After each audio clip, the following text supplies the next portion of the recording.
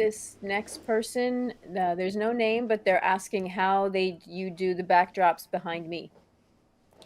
Aha. Well, all right. Let's go over here. How do I do the backgrounds behind Monica? Let me just remove this from here, and I will show you. You're going to be on screen, honey. Just letting you know that. I'm going to go and I'm going to add a display capture. And this is going to be my screen that Monica is on right here.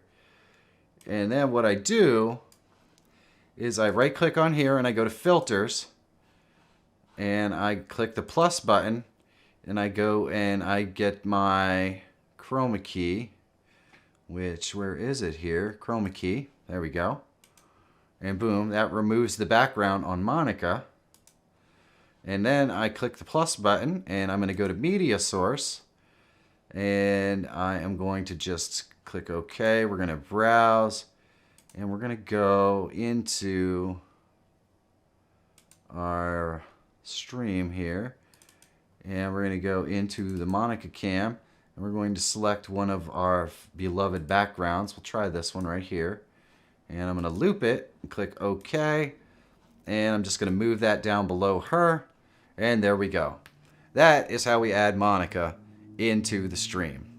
Hopefully that answers that question as well. We are going to be whisked off in just a moment.